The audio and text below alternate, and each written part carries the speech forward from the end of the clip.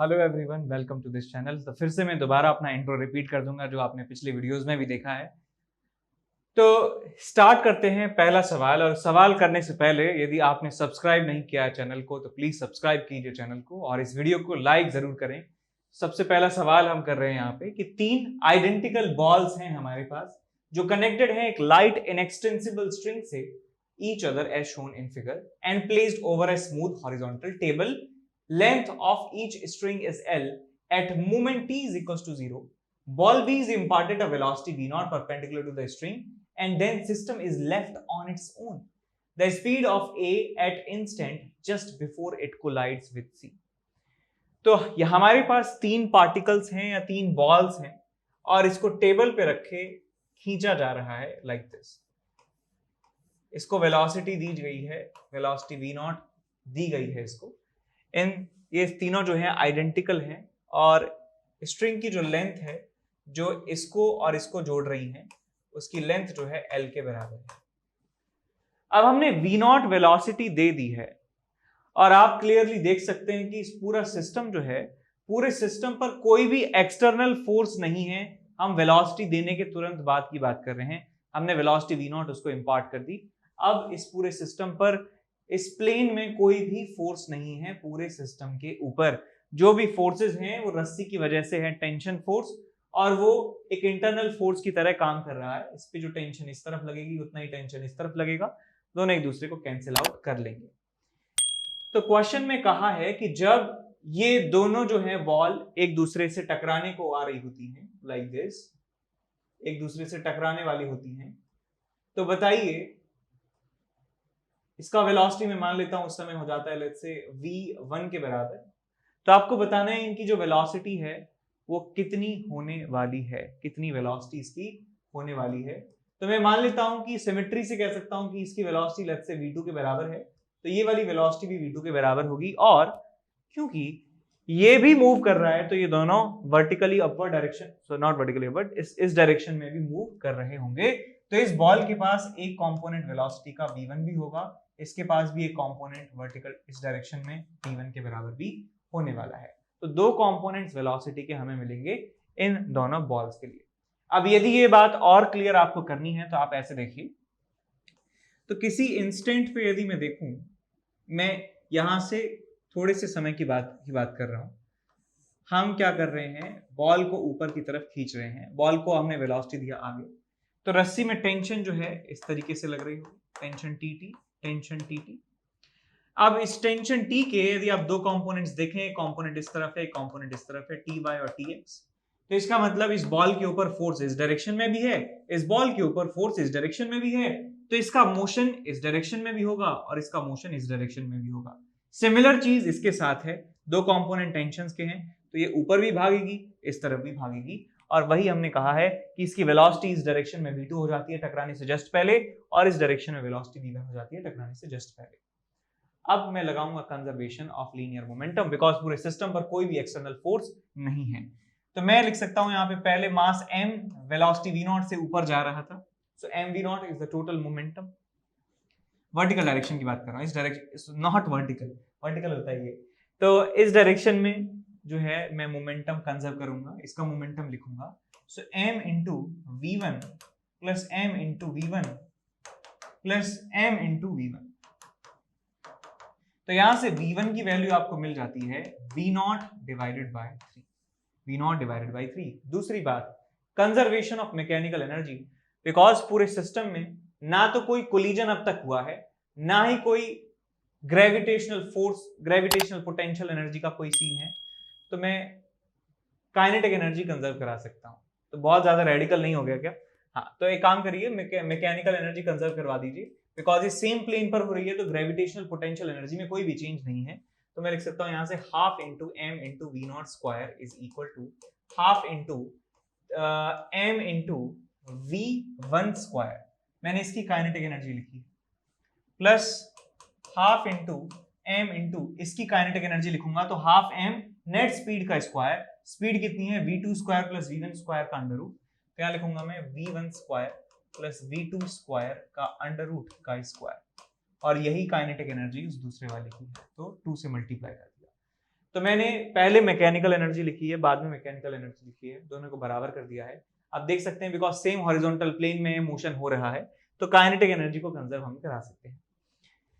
तो यहां से हाफ हाफ हाफ सब कैंसिल आउट हो गए, एम एम एम सब कैंसिल आउट हो गया, आपको मिलता है यहाँ पे v0 square is equal to v1 square plus 2v1 square plus 2v2 square.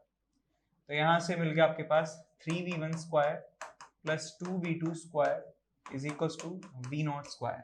अब यहां से ये v1 की वैल्यू v0/3 यहां पे रख दीजिए, v1 की value v0/3, so v0 square by 9 plus 2v2 square is equal to v0 square. 3 से गया है 3 बार, ये आ गया आपके पास 2v0 स्क्वायर बाई 3 और ये 2 से 2 कट गया, आपके पास मिल गया v2 is equal to v0 bye √3।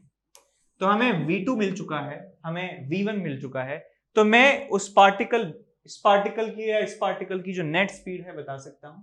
So net speed आपको क्या मिलेगा, v1 का स्क्वायर प्लस v2 का स्क्वायर। v1 कितना है v0/3, so v0 square by 9 plus v2 का square v0 square bye 3, v0 square bye 3 का अंडर रूट। तो ये कितना हो गया 18 12 27 सॉरी, ये हो गया आपके पास 3 + 9 12 v0 स्क्वायर 27 का अंडर रूट। तो यहां से 3 से गया 4 बार, 3 से गया 9 बार, सो 2/3 v0 के बराबर आपको नेट स्पीड उन बॉल्स की मिल जाती है। सो 2/3 v0 हमारा आंसर हो जाएगा। और ये जेईई एडवांस में क्वेश्चन आ चुका है, ठीक, वहीं से क्वेश्चन इन्होंने उठा लिया है, जेईई एडवांस का क्वेश्चन है। ठीक है जी, अब चलते हैं अगले सवाल की तरफ। अगला सवाल हमारे पास है, एक पार्टिकल रोटेट होता है एक वर्टिकल एक्सिस के अबाउट और एक हॉरिजॉन्टल प्लेन में। सही बात है, हॉरिजॉन्टल प्लेन है, टेबल बना देते हैं सर जैसी, ये टेबल है और इस हॉरिजॉन्टल प्लेन में सर्कुलर मोशन हो रहा है और ये जो है वर्टिकल एक्सिस है यहाँ पे, इस एक्सिस के अबाउट। क्वेश्चन में दिया है कि एंगुलर स्पीड पार्टिकल की एक्सिस के अबाउट कांस्टेंट है। एंगुलर स्पीड की यदि बात करें ओमेगा 1 रेडियन पर सेकंड के बराबर है और ये कांस्टेंट है, लेकिन पार्टिकल की डिस्टेंस चेंज हो रही है। पार्टिकल की डिस्टेंस एक्सिस से उन्होंने r के बराबर है इसको लिखा है, सो r is changing with time r0 minus beta T. इसका मतलब क्या है कि यदि एक्सिस से डिस्टेंस चेंज हो रही है, इसका मतलब पार्टिकल के पास एक वेलोसिटी का कंपोनेंट इस तरफ है, तभी तो रेडियस वो कम कर पाएगा, और एक वेलोसिटी का, क्योंकि सर्कल में घूम रहा है तो एक इसका कंपोनेंट जो है इस तरफ भी होना चाहिए। तो मैं कह देता हूं इसका टेंजेंशियल डायरेक्शन में कंपोनेंट vt के बराबर है और रेडियल डायरेक्शन में जो कंपोनेंट है वो vr के बराबर है। सो vr को सिंपली लिखा जा सकता है कि इस डिस्टेंस के चेंज होने का rate is the velocity in this direction.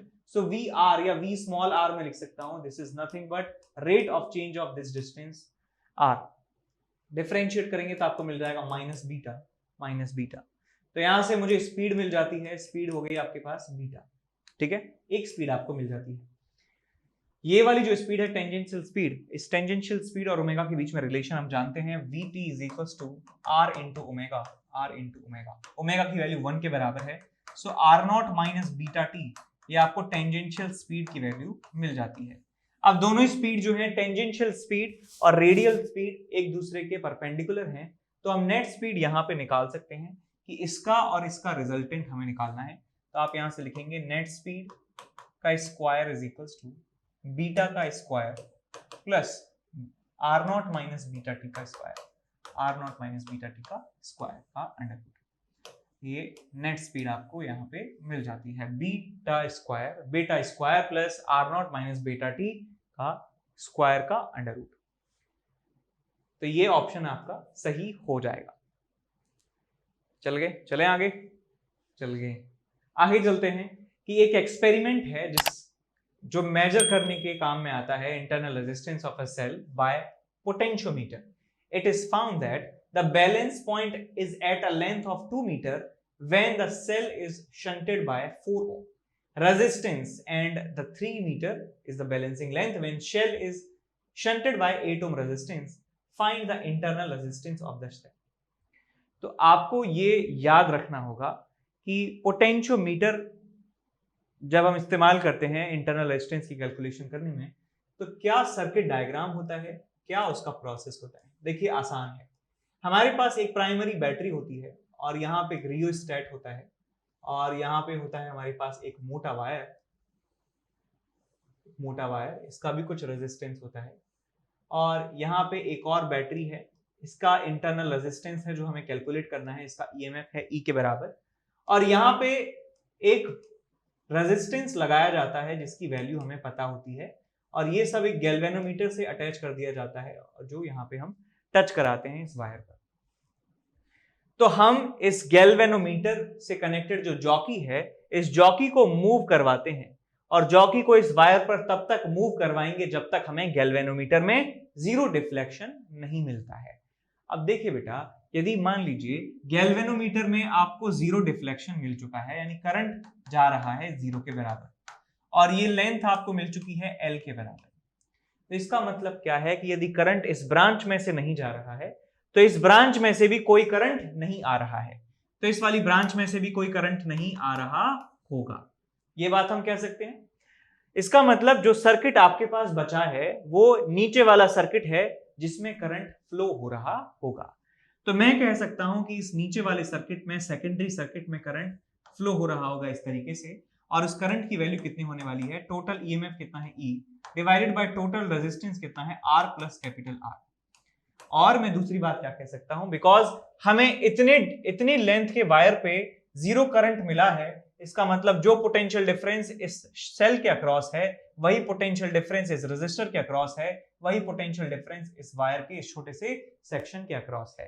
तो इस वायर के इस सेक्शन के अक्रॉस पोटेंशियल डिफरेंस मैं लिख सकता हूं lambda into l is equals to, वही मैं लिख सकता हूं इस रेजिस्टर के अक्रॉस पोटेंशियल डिफरेंस या इस बैटरी के अक्रॉस पोटेंशियल डिफरेंस, सेम ही आएगा, तो लिख सकता हूं आई इंटू आर, आई है आपके पास E upon R plus capital R into capital are.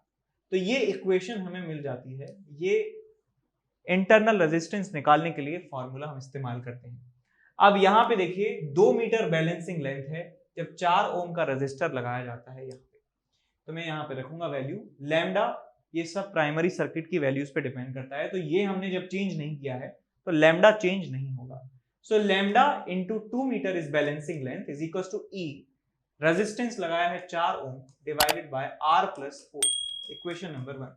दूसरी इक्वेशन लिखूंगा मैं दूसरे सेट के लिए, लैम्डा इंटू बैलेंसिंग लेंथ अब 3 मीटर मिली है जब हम रेजिस्टेंस शंट करते हैं 8 ओम का, E into 8 divided by R plus 8, equation number 2। अब इन दोनों इक्वेशंस को आपको डिवाइड करना है, आपका काम यहाँ पे खत्म हो जाता है, तो यहाँ पे इसको डिवाइड कर दीजिए, लैम्डा से मर गया लैम्डा और E से मर गया E, तो आपको मिल गया 2/3 is equal to 4/r plus 4 और यहाँ मिलेगा आपको r प्लस 8 अपॉन 8, तो 4 से मर गया 2, 2 बार 2 को यहाँ मल्टीप्लाई कर दीजिए, आपको मिल जाएगा 4 into R plus 4 is equals to 3 into r plus 8.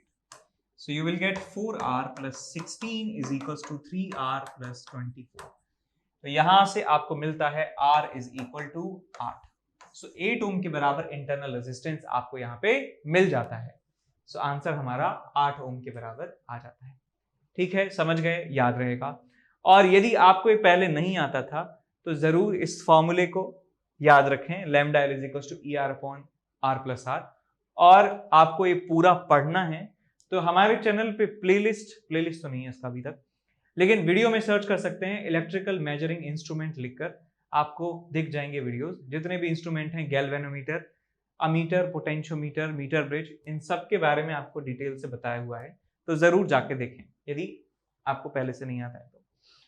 इसके बाद चलते हैं अगले सवाल की तरफ। अगला सवाल है हमारे पास, frequency of oscillation of current in the inductor.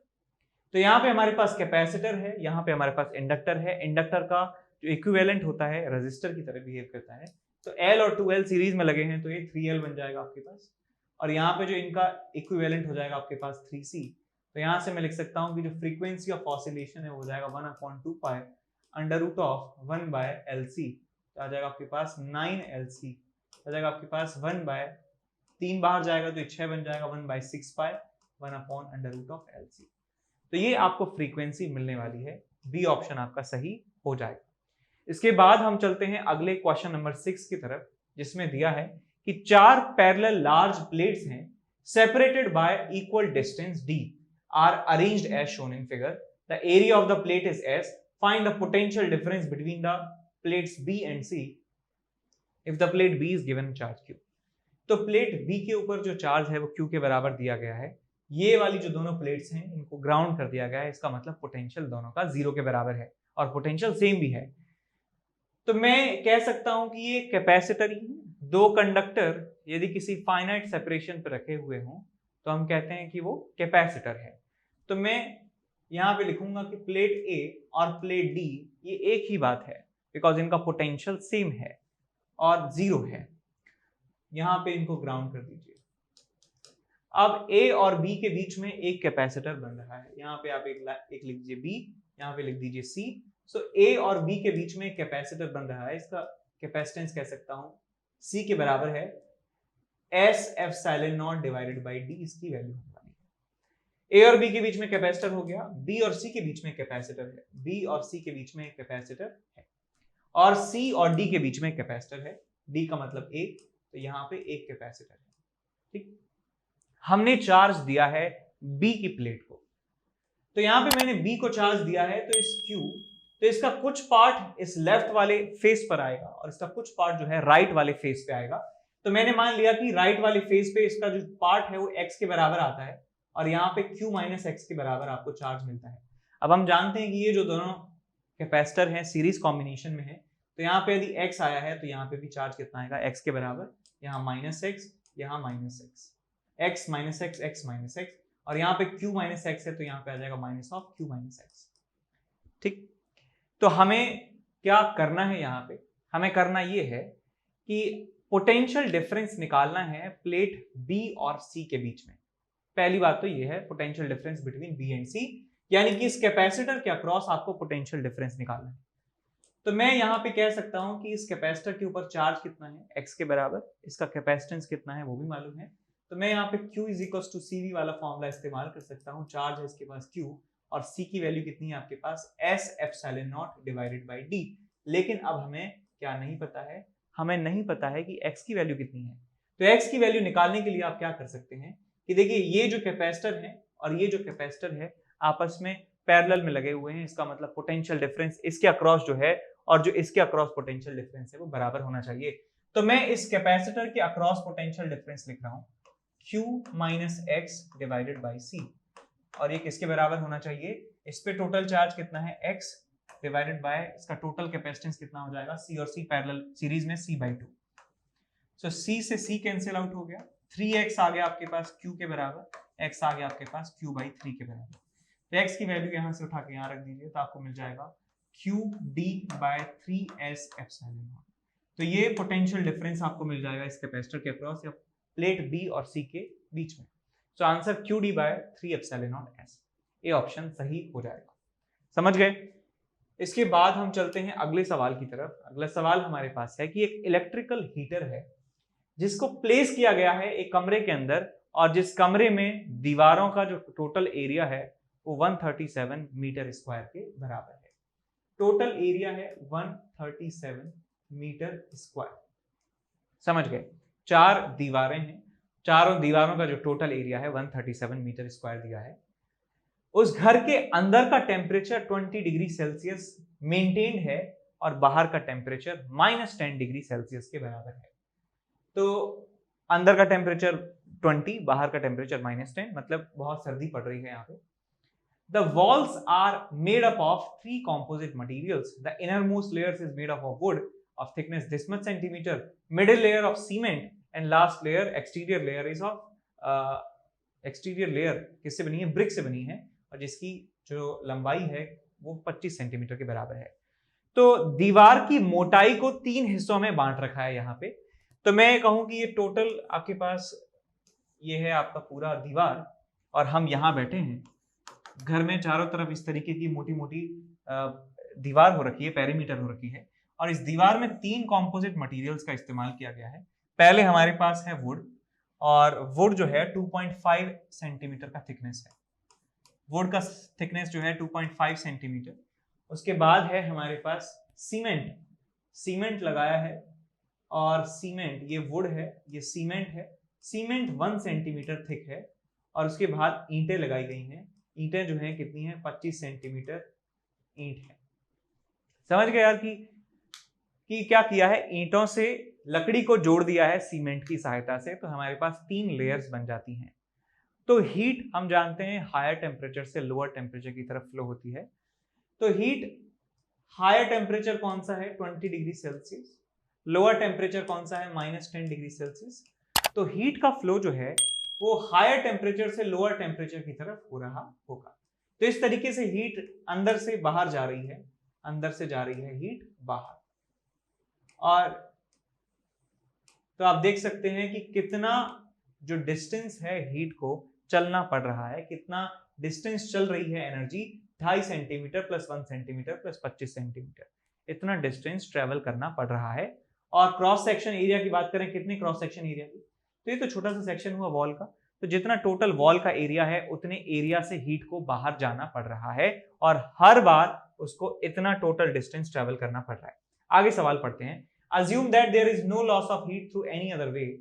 The power of electrical heater required, यानी कि is, तो आपको हीटर की पावर बतानी है कितनी है। हीटर की पावर का मतलब है कि किस रेट से एनर्जी जो है सप्लाई की जा रही है हीटर के द्वारा।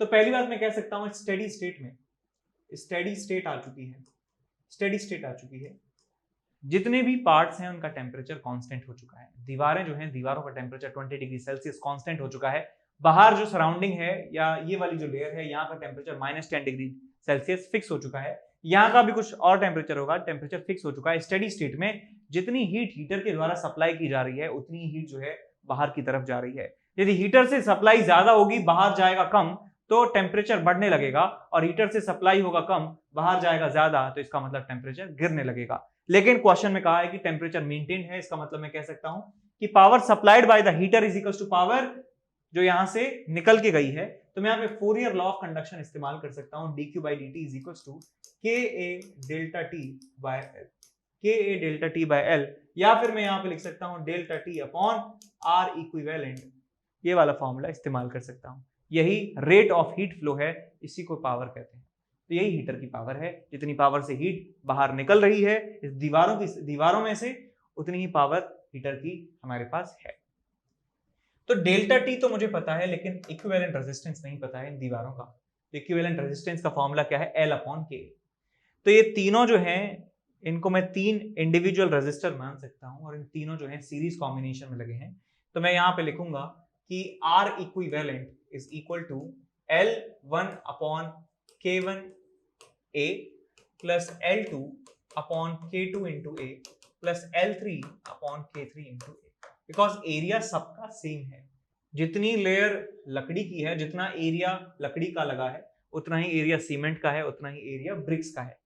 तो यहां से 1 अपॉन A को मैं यहां से कॉमन ले लूंगा। L1 लेंथ कितनी है 2.5 सेंटीमीटर, मीटर में बदल लीजिए, बिकॉज यहाँ पे जो की वैल्यू दे रखी है आपको वो ऐसा यूनिट में है, वॉट मीटर स्क्वायर पर डिग्री सेल्सियस। तो ये वैल्यू लिखेंगे कितनी आ जाएगी 0.125 plus L2 1 centimetre 10 to the power -2 divided by इसका K वैल्यू कितना है 1.5 प्लस यहाँ पे है 25 centimetre 10 to the power -2 divided by इसकी वैल्यू जो है 1 के बराबर है, और एरिया जो है 137 के बराबर है। So this is the value of R equivalent. तो आपको करंट जो है, या dq by dt कहूं मैं इसको, ये पावर ऑफ हीटर कहूं इसको, पावर ऑफ हीटर आपको मिल जाएगा टेम्परेचर डिफरेंस डिवाइडेड बाय ये पूरा रेजिस्टेंस। टेम्परेचर डिफरेंस की बात करें 20 माइनस -10 30 डिग्री सेल्सियस का टेम्परेचर डिफरेंस है, डिवाइडेड बाय ये पूरा एक्सप्रेशन को डिवाइड कर देंगे, तो ऊपर आपको मिल जाएगा 137 और नीचे मिल जाएगा ये सब 2.5। सॉल्व कर लो यार, इसको कैसे करेंगे, तो ये 2.5 इंटू 10 टू द पावर -3 बन जाएगा, 10 टू द पावर -3 नीचे आ जाएगा तो 25 अपॉन 125 बन जाएगा। सो 25 अपॉन 125 प्लस ये नीचे जाएगा तो बन जाएगा 1 अपॉन 150, सो 1 अपॉन 150, और ये मिल जाएगा आपके पास 25 अपॉन 100 25 अपॉन 100। तो इसको आप सॉल्व कर लीजिए, आपको आंसर आपका मिल जाएगा। सारी चीजें लिख दी हमने, L अपॉन के, L अपॉन के, L अपॉन के, R इक्विवेलेंट निकाल लिया, R इक्विवेलेंट निकाल के हमने ये निकाल लिया। ठीक है जी, कर लेंगे, आंसर आपका आ जाता है, बिल्कुल बिल्कुल पास में आ जाता है 9000 के। तो क्वेश्चन नंबर 11 यहाँ पे हम डिस्कस कर रहे हैं। क्वेश्चन में आपको दिया है एक पार्टिकल है जो मूव कर रहा है XY प्लेन में with a constant speed v0 such that its y displacement is given as y is equal to alpha e raised to the power minus 2vx divided by root 3 v0। तो मैं यहाँ पे इसे लिख देता हूं दोबारा से इस एक्सप्रेशन को, y is equal to alpha e raised to the power minus of 2vx divided by under root of 3 v0 के बराबर। ठीक, यहाँ पे vx जो है वो वेलोसिटी का कंपोनेंट है x डायरेक्शन में। vx का मतलब है वेलोसिटी का कंपोनेंट x डायरेक्शन में। If at some instant x component of its velocity is positive and the slope of tangent on its path is minus 1 by root 3, then the displacement of the particle in the y direction at the instant is। तो हमें y की value निकालनी है जब slope जो है वो -1 by root 3 के बराबर हो जाता है। तो चलिए इसे कैसे सॉल्व करेंगे। तो हमें पता है कि कांस्टेंट स्पीड है, तो x कंपोनेंट ऑफ वेलोसिटी का square plus y component of velocity का स्क्वायर कितना हो जाएगा, नेट स्पीड का स्क्वायर। ये हमें बात समझ में आ जाती है। दूसरा, dy by dx हमें दिया है -1 by root 3, so dy by dx is equal to 1 by root 3, और यहां दोनों तरफ dt से डिवाइड कर दूं तो आपको ये मिल जाएगा dy by dt divided by dx by dt। इसका मतलब क्या है कि y डायरेक्शन में जो वेलोसिटी है और x डायरेक्शन में जो वेलोसिटी है, उन दोनों का जो रेशियो है वो 1 by root 3 या -1 by root 3 के बराबर है। तो यहां से मैं लिख सकता हूं vy is equal to 1 by root 3 into vx, equation number 2, minus में लिख लो चाहे। अब इस इक्वेशन को और इस इक्वेशन को आपको सॉल्व करना है, तो आपको देखिए क्या मिलता है, vx square plus vy square की जगह लिखूंगा vx square divided by 3 is equals to v0 square. तो यहां से आपको मिलेगा 4 by 3 vx square is equals to v0 square, और vx की वैल्यू आपको मिल जाती है 3 by 2 under root 3 by 2 into v0 के बराबर। और vx यदि आपको मिल गया, अब इस vx की वैल्यू को आप यहां पे यदि रख देते हैं तो आपको मिल जाएगी y की वैल्यू, और y क्या है, डिस्प्लेसमेंट इन y डायरेक्शन। तो ये वैल्यू को यदि हम यहां पुट करते हैं तो देखिए क्या मिलेगा आपको, y is equals to alpha e is raised to the power minus of 2 vx की जगह रूट 3 v0 डिवाइडेड बाय 2, और यहाँ है रूट 3 v0 से v0 गया, रूट 3 से रूट 3 गया, 2 से गया 2, तो आपको मिलेगा alpha e raised to the power -1 y की वैल्यू। तो y की वैल्यू मिल जाएगी आपको alpha upon e, alpha upon. तो चेक कर लीजिए कौन सा आंसर सही है, अल्फा e की power -1 will be the correct answer. इसके बाद हम चलते हैं अगले सवाल की तरफ, और अगला सवाल हमारे पास है क्वेश्चन नंबर 13 कि कितने U-235 is consumed in a day, एक दिन में, in an atomic powerhouse operating at 400 megawatt, provided the whole mass of the U-235 is converted into energy। तो देखिए बेटा यहाँ पे बात कर रहे हैं 1 डे की, तो एक दिन में मुझे बताइए कितने घंटे होते हैं, 24 घंटे। एक घंटे में कितनी मिनट होती है, 60 मिनट, और एक मिनट में कितने सेकंड्स होते हैं, 60 सेकंड के बराबर। तो एक दिन में इतने सेकंड होते हैं, ये बात हमें समझ में आती है। तो यदि 400 मेगावाट जो इसकी कैपेसिटी है, वॉट का मतलब होता है जूल पर सेकंड, यानी एक सेकंड में 400 मेगा जूल एनर्जी इसको ये जनरेट करता है। तो मैं लिखूंगा यहाँ पे energy generated in 1 day, energy generated in 1 whole day, in 1 day कितना हो जाएगा आपके पास, 400 मेगा का मतलब 10 टू द पावर 6, और ये जूल है एक सेकंड में, तो एक सेकंड इतने सेकंड से मल्टीप्लाई कर दूंगा तो मुझे एक दिन में जितनी ये एनर्जी जनरेट कर रहा है पावर प्लांट, वो मुझे मिल जाएगा। That is 24 into 60 into 60। अब इतनी एनर्जी जनरेट करने के लिए कितना यूरेनियम चाहिए, मानते हुए कि यूरेनियम पूरा का पूरा एनर्जी में कन्वर्ट हो जाता है, तो इसको आप बराबर कर दीजिए डेल टाइम सी स्क्वायर के। तो डेल टाइम एम के बराबर है, बिकॉज पूरा का पूरा कन्वर्जन हो रहा है 100%। So mass of uranium required in kg into c square 3 into 10 to the power 8 का स्क्वायर is equal to ये एनर्जी, ये कितनी आपके पास 24 36 24, 36, 4 into 10 raise to the power 6 to 8, 9 and 10, 10 to the power 10। तो यहां से आपको मास की वैल्यू मिलने वाली है। So 24 into 36 into 4 into 10 raise to the power 10 divided by 3 into 3 into 10 raise to the power 16। तो 10 टू द पावर 16 से ये 10 to the power -8 time cancel out हो जाता है। 8 दूनी 16 और ये ठीक है। उसके बाद 3 से गया आपके पास 12, 3 से ये गया आपके पास 4, 4 और 4 कितने 16। So 24 into 16 into 10 raise to the power -8 आपको यहाँ पे मिल रहा है। एक बार दोबारा चेक कर लेते हैं, कुछ गलती तो नहीं करी है। 400 मेगावाट है। 400 into 10 raise to the power 6 into 24 into 60 into 60, 1 2 और 2 4 6 10, 10 और 16, ये 10 और 16, तो ये क्या किया मैंने यहाँ पे, 10 होना चाहिए ना यहाँ पे। सो इट शुड बी 10, तो ये बनेगा आपके पास -6 बनेगा, मिस्टेक कर दिया था। तो दिस शुड बी -6 और बस मल्टीप्लाई कर लीजिए इसको और आपको आंसर मिल जाएगा किलोग्राम में, और ग्राम में आंसर आप अपना रिपोर्ट कर देंगे। तो ये आंसर आपको मिल जाता है। ठीक है, इसके बाद चलते हैं अगले क्वेश्चन की तरफ। अगला क्वेश्चन हमारे पास है कि 2 यूनिफॉर्म ब्रास रॉड है, ब्रास मटेरियल का नाम है, और उन रॉड का नाम है ए और बी। रॉड का नाम है ए और रॉड का नाम है बी। इनकी लेंथ L और 2L के बराबर है। इनकी लेंथ जो है L और 2L के बराबर है, 2L, ये है बी। आगे दिया है क्वेश्चन में कि इनकी रेडियस 2r और r के बराबर है रिस्पेक्टिवली। तो यानी कि इसका डायमीटर हो जाएगा 4r के बराबर और इसका डायमीटर हो जाएगा आपके पास 2r के बराबर। तो रेशियो बताना है increase in the volume of A to B। तो delta V of rod A divided by delta V of rod B।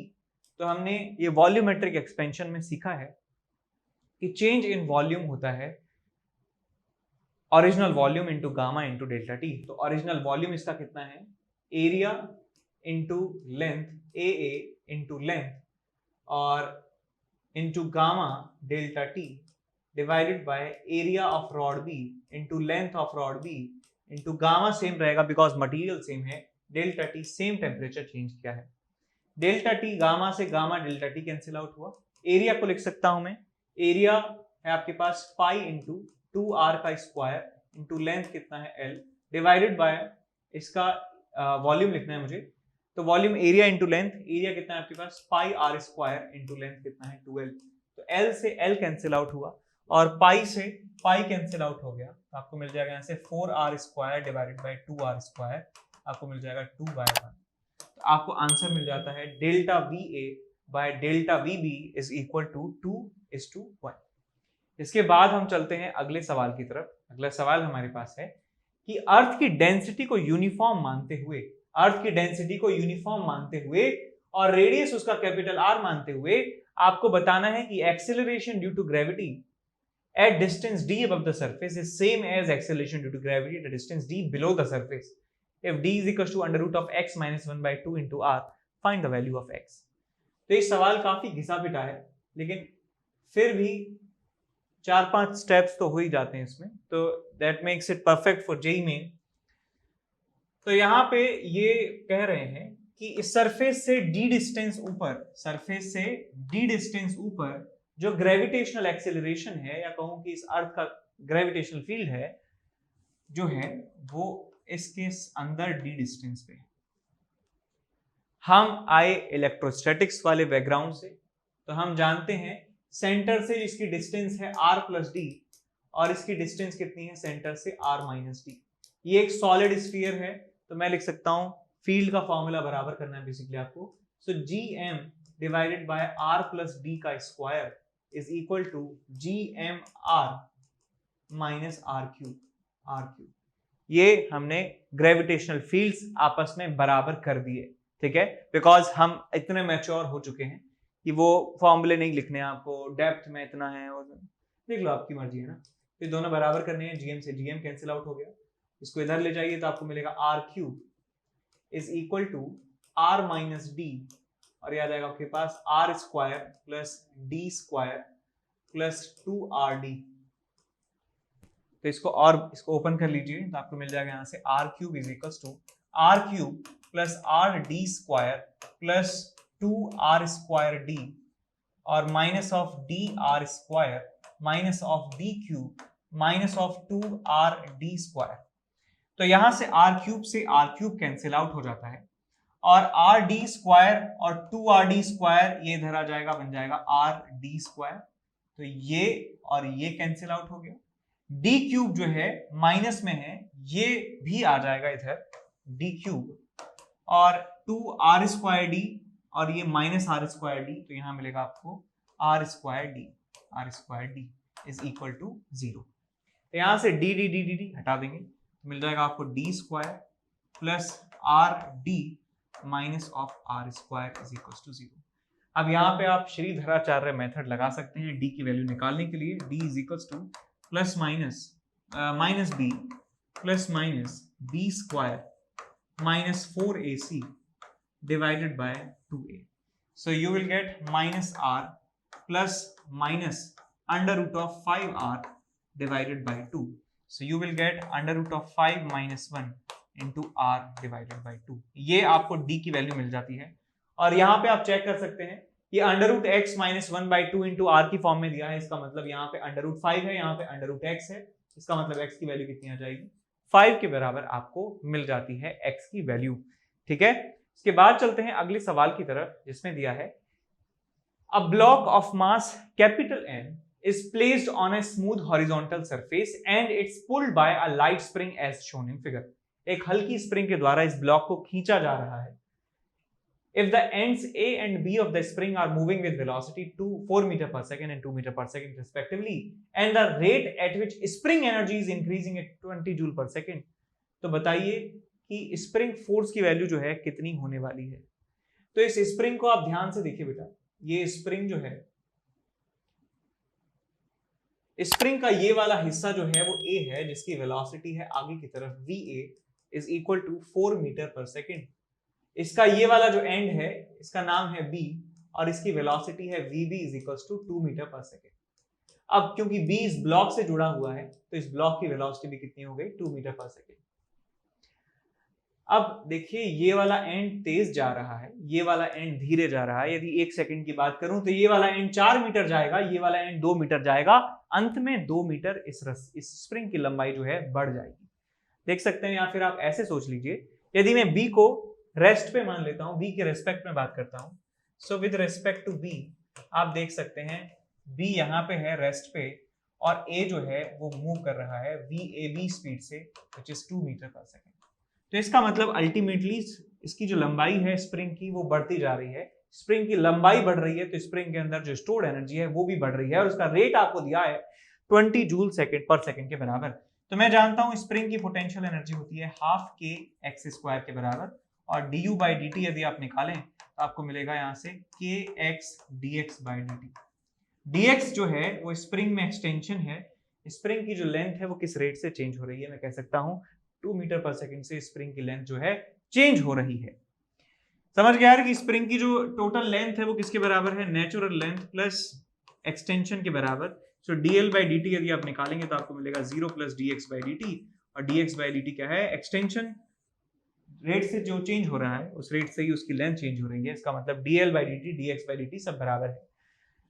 सो यहाँ पे आपके पास है kx is force exerted by the spring force और dx/dt किसके बराबर है, 2 मीटर पर सेकंड के बराबर और du/dt किसके बराबर है, 20 जूल के बराबर। तो आपको फोर्स की वैल्यू मिल जाती है 20/2 इज इक्वल टू 10 न्यूटन के बराबर। तो 10 न्यूटन के बराबर फोर्स आपको यहाँ पे मिल जाता है। तो सवाल कहूंगा देखने में थोड़ा सा अजीब लग रहा था कि ये मुश्किल हो सकता है आगे जाके, लेकिन हल्का ही रह गया। तो that makes it perfect for a JEE main question, JEE main level question. अच्छा सवाल मैं कहूंगा, अच्छा in the sense JEE main में आने लायक ये सवाल है। इसके बाद हम चलते हैं अगले सवाल की तरफ जिसमें दिया है एक रबर की बॉल है जिसको ड्रॉप किया गया है from a height of 5 metre on a plane. एक प्लेन पर इसको 5 मीटर से रिलीज कर दिया जाता है। It bounces back to a height of 1.8 metre. Find the coefficient of restitution for the collision. तो इसे सॉल्व करते हैं। देखिए हम ये बात जानते हैं कि एक बॉल को हम रिलीज कर देते हैं under gravity from the height of 5 metre, तो उसकी वेलोसिटी जमीन पे गिरने से पहले कितनी हो जाएगी? u मान लेता हूं। u को आप निकाल सकते हैं अंडर रूट ऑफ 2gh से, या कंजर्वेशन ऑफ मैकेनिकल एनर्जी लगा सकते हैं, या आप इक्वेशन ऑफ मोशन लगा सकते हैं, जैसे भी आप करना चाहें। तो आपको मिलेगा 2 इंटू 10 इंटू 5, तो आपको मिल जाएगा यहाँ से 10 मीटर पर सेकेंड। तो ये 10 मीटर पर सेकेंड से बॉल नीचे की तरफ आती है। हम जानते हैं कि हेड ऑन कोलिजन यदि एक स्टेशनरी सरफेस से हो रहा है तो वो जो वेलोसिटी है वो पलट जाती है और मैग्नीट्यूड हो जाता है e टाइम्स v। तो यदि u स्पीड से आई है तो ये e टाइम्स u स्पीड से वापस चली जाती है, और e टाइम्स u स्पीड से दी जाएगी तो मैं मैक्सिमम हाइट बता सकता हूँ। मैक्सिमम हाइट का फॉर्मूला क्या होगा? u square by 2g। ये वैल्यू कितना दिया है आपको? 1.8, और ये कितना आ जाएगा आपके पास? e स्क्वायर, u स्क्वायर कितना है? 100 डिवाइडेड बाय 2 इंटू 10। तो 0 से 0 चली गई, आपको मिल जाएगा यहाँ से 3.6 डिवाइडेड बाय 10। e स्क्वायर की वैल्यू है, इसको लिख सकता हूँ मैं 36 बाय 100, तो आपको e की वैल्यू मिल जाती है 6 बाय 10 के बराबर, विच इज 0.6। तो 0.6 is the coefficient of restitution between the object and the surface. तो हमारा आंसर हो जाएगा 0.6। ठीक है, तो यही हमारा लास्ट सवाल था। इसके बाद मिलते हैं अगली क्लास में। जरूर देखना ना भूलें, डेली लगभग हम 7:30 पौने 8 के बीच में डाल देते हैं वीडियो, तो जरूर उसी समय आप देखिए। और कोई भी आपको यदि डाउट आता है तो कमेंट में लिख के जरूर बताइए। ठीक, thank you so much for listening, bye bye, take care.